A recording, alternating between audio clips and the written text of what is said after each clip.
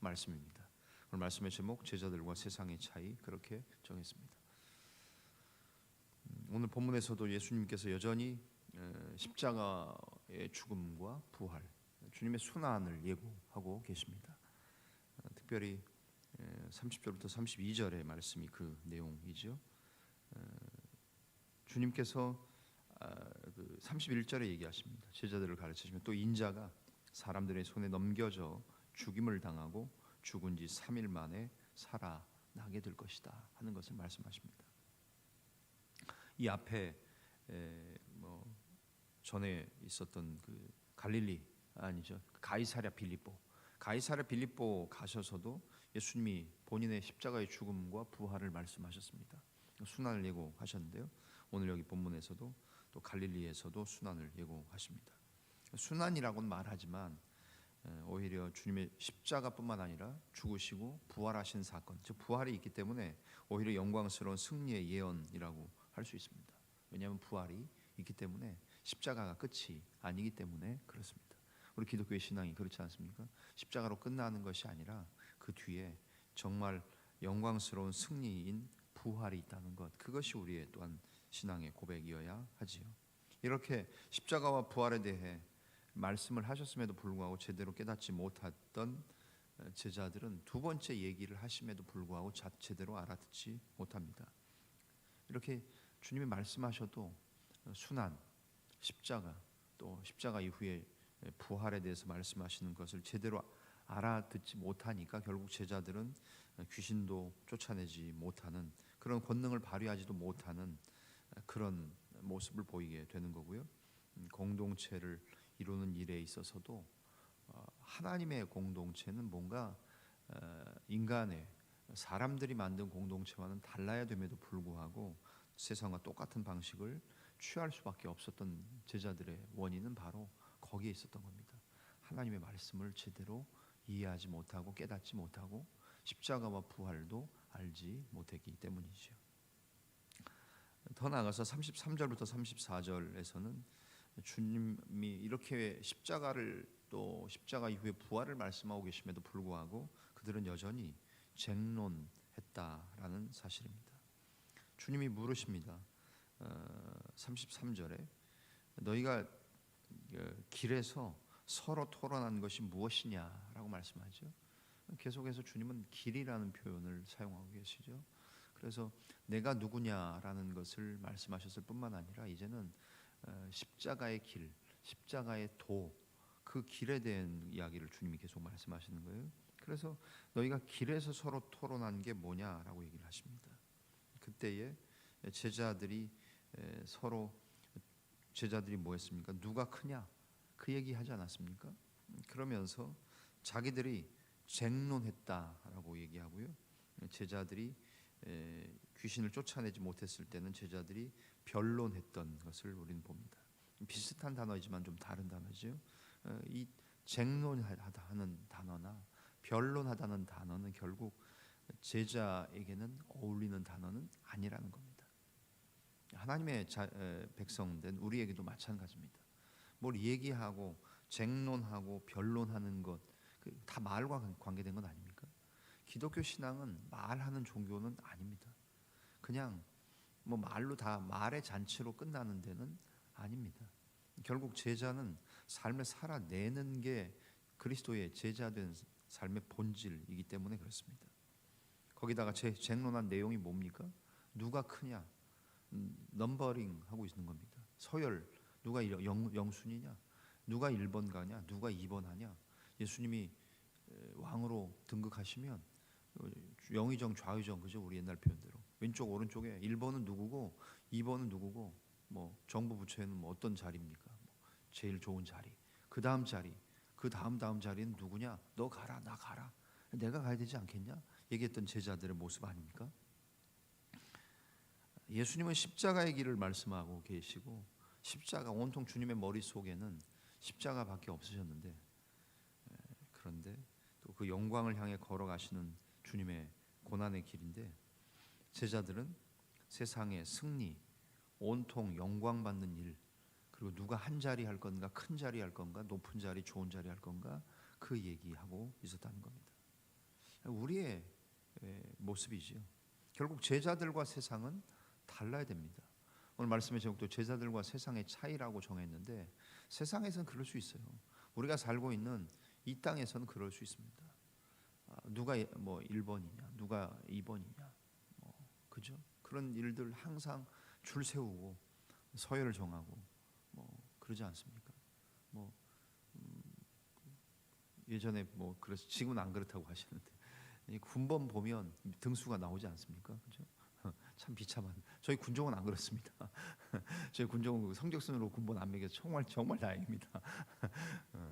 그게 저희 61명 목사들 그때 61명 임관했는데 그 등수 이렇게 쭉 만약 그 군번에 쓰면 아마 저도 뒤에가 있었을 겁니다. 그죠?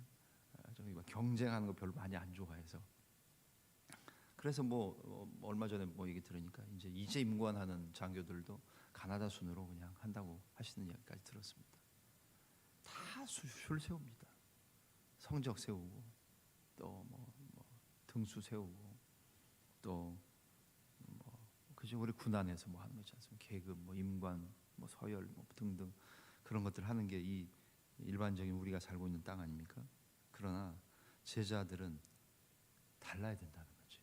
하나님 나라의 방식은 교회는 달라야 되는 거지. 그래서 뭔가 제자들과 세상의 차이라고 말씀의 제목을 정한 것처럼 우리는 좀 다르게 살아야 된다는 겁니다. 그래서 35절부터 37절 주님이 결정적으로 세상과 다른 질서에 대해 선언하십니다. 제자들을 부르셨지 않습니까? 첫째가 되려면 하나님 나라에서 너희들이 첫째가 되려면 끝자리에 서야 하고 다른 사람을 섬겨야 된다라고 35절에 말씀하고 계시죠. 35절 보십니까?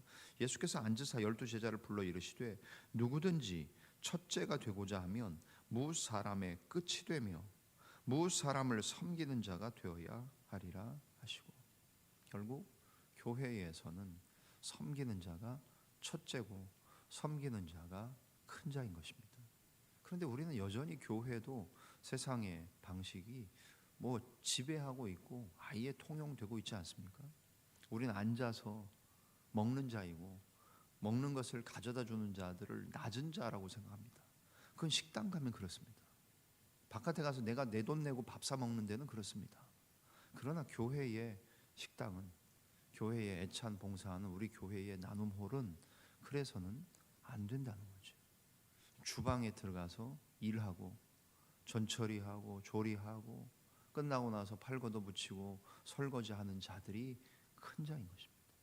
그것을 큰 자라고 느끼고 살아야 되고 그 사람들을 인정해 주는 거지요.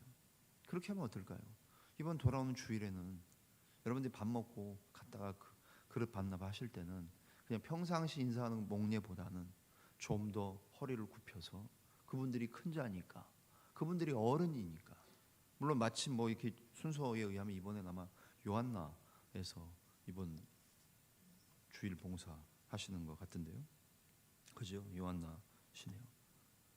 요한나 어른들 나이도 많으시고 우리 교회에 정말 기둥 같은 분들이시고, 그러지 않아도 그렇지만 우리 젊은 학생 장교 가족들이 해도 그들이 섬기는 자니까 주님의 말씀대로 살아야 되는 거 아닙니까?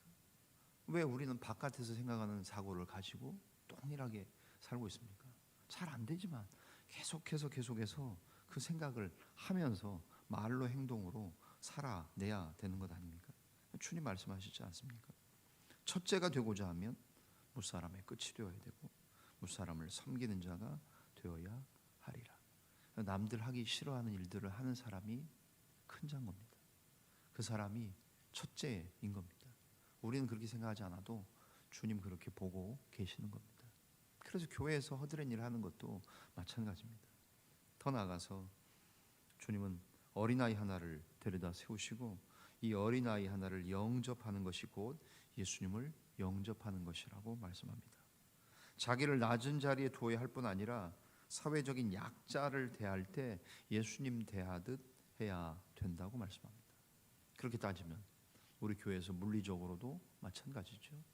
어린아이들을 섬기시는 영유아부, 영아부 유치부, 유년부 초등부, 그죠?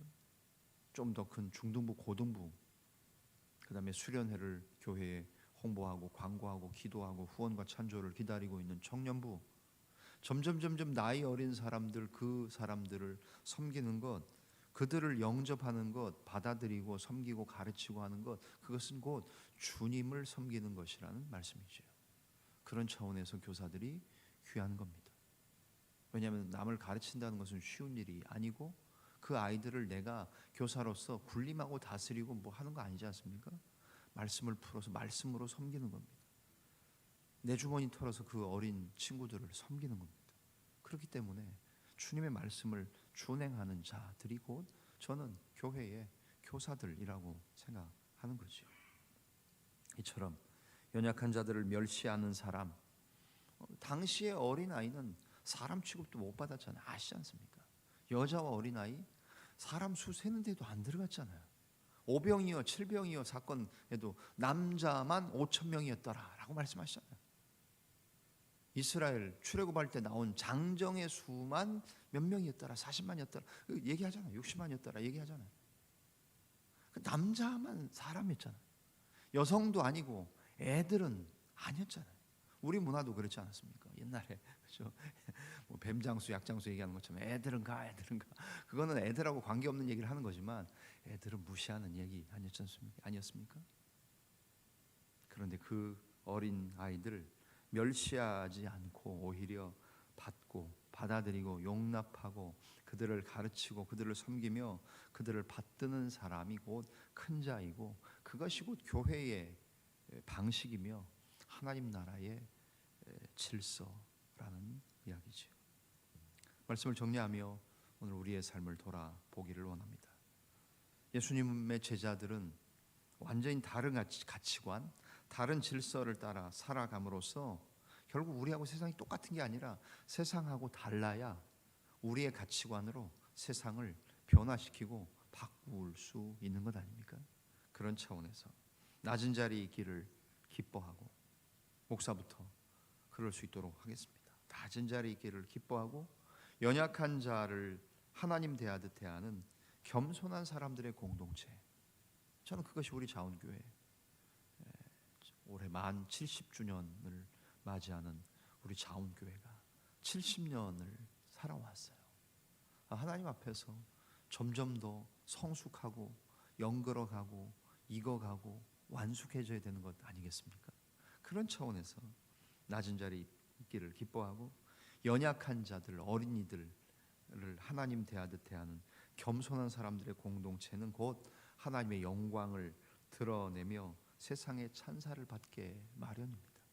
우리 자원교회 몸된 소속된 저와 여러분들이 우리 교회가 이런 공동체가 되어서 세상의 질서를, 세상을 변화시키는 그런 하나님 보시기에 흡족해 할 만한 저와 여러분 우리 공동체의 모습과 삶이 되어지시기를 주님의 이름으로 간절히 축원합니다.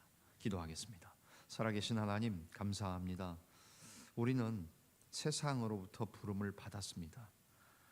거룩하심으로 부름 받았고 공동체로, 하나님의 공동체인 교회로, 그 영광스러운 이름인 교회로 부름을 받았습니다. 세상과는 차이가 있어야 되며 또 구별되어야 함을 고백합니다. 오늘 본문을 통해 주님 말씀하십니다.